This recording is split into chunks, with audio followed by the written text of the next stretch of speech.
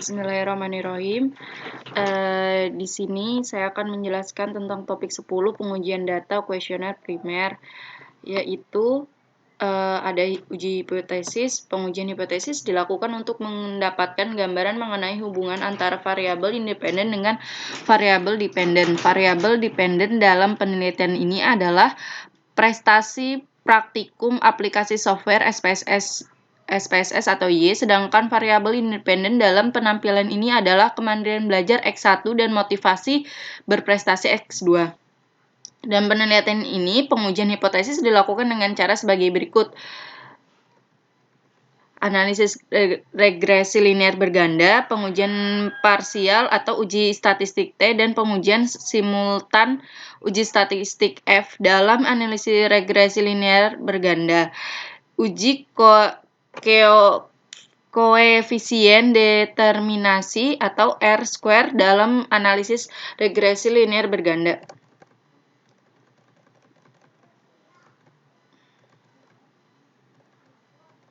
Di sini langsung saja kita uji. Di sini kita pakai data yang kemarin, di mana datanya udah ada res 1, res 2, LN res 2, dan ABS res.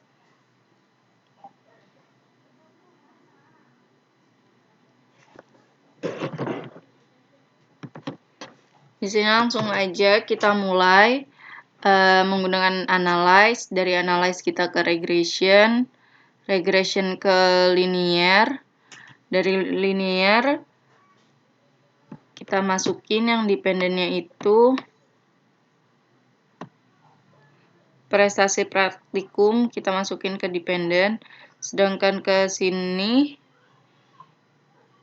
independennya kita masukin kemandirian belajar dan motivasi belajar. Kemandirian belajar dan motivasi berprestasi, Statistiknya kita masukin ke estimate tetap, terus ke covariance interval, variance matrix ini, terus ke model fit, sama ke sini. Terus kita contain aja.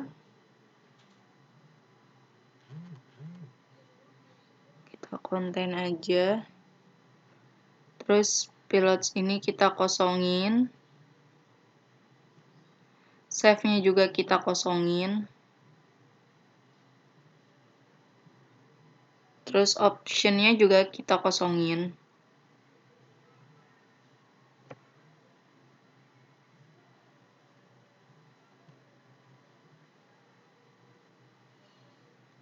Terus nanti kita langsung oke aja.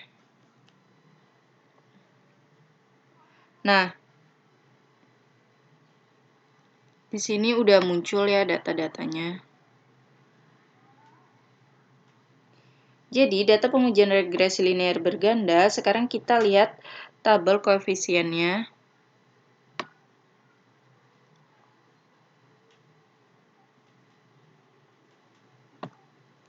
Koefisien di sini bisa kita lihat nilai konstantanya itu 7,784, di mana koefisien kemandirian belajar 0,372, terus dan motivasi berprestasinya 0,557. Dianggap konstan, yang artinya semakin meningkat koefisien variabel X dan Y dan X1 dan X2 akan berpengaruh terhadap berprestasinya praktikum atau variabel Y. Di sini koefisiennya adalah 0,372 dan signifikannya itu 0,00. Nah, bisa kita lihat. Terus untuk pengambilan analisis variabelnya, kemandirian belajar ini berpengaruh terhadap berprestasi praktikum yang berpola. Jadi semakin tinggi kemandirian belajar, maka pengaruhnya akan semakin tinggi pada prestasi praktikum ini. Standar errornya itu errornya yaitu 1,390. Jadi pengujian ini sudah selesai.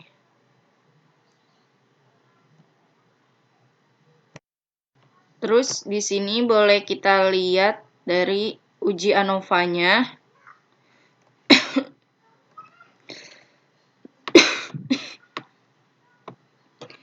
Jadi di uji ANOVA-nya itu lihat data ANOVA-nya. Dari data ANOVA-nya itu di sini dilihat F-nya itu adalah 99,450. Untuk rumusnya sendiri itu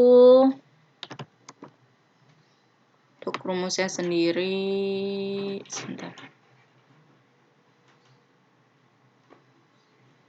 Untuk rumusnya sendiri, rumus uji statistik F, uji F simultan dalam analisis regresi, F tabel sama dengan K dibagi N min K dikurangi NK. Keterangannya, N jumlah sampel yang digunakan, K jumlah variabel independen.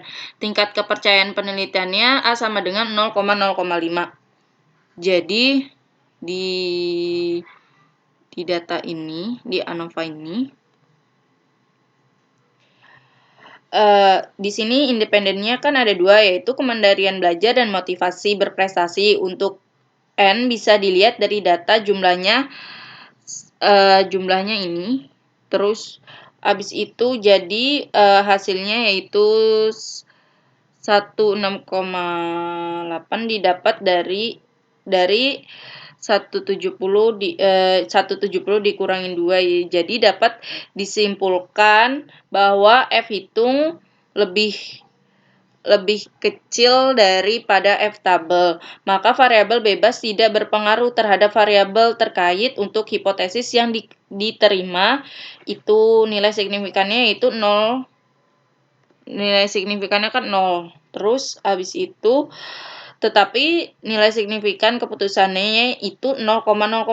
Jadi hipotesisnya H1 karena secara signifikannya lebih kecil daripada 0,05. Jadi variabel kemandirian belajar dan motivasi berprestasi berpengaruh kepada dependen Y.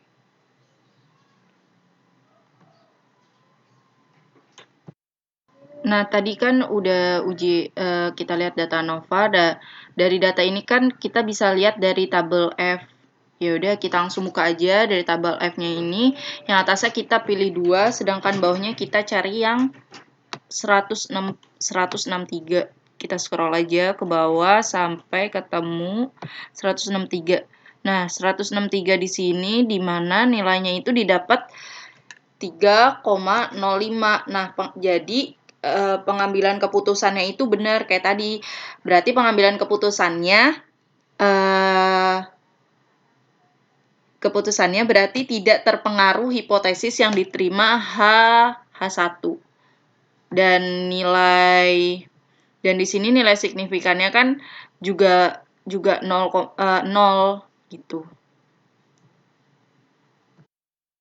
Untuk selanjutnya kita bisa lihat di tabel koefisien di mana kemandirian belajarnya itu T-tabelnya ada 5,648 dan motivasi belajar 8,882 dengan nilai signifikannya itu 0.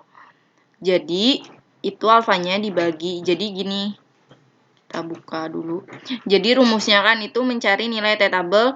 Rumusnya T-tabel alfanya dibagi 2 dan hasilnya 0,025 dan N-nya itu kan 171. K-nya itu kan 2 dan rumusnya itu dikurangi 1.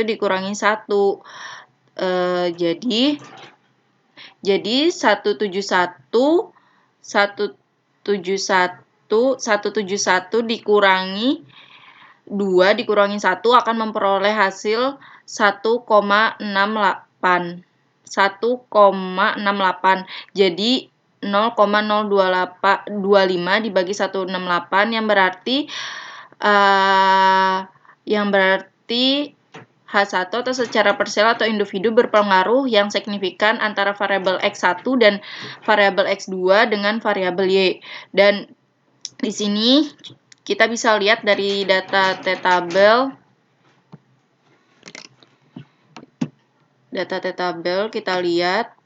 Nah, di sini kita ambil yang 0,025. Jadi kan 0,025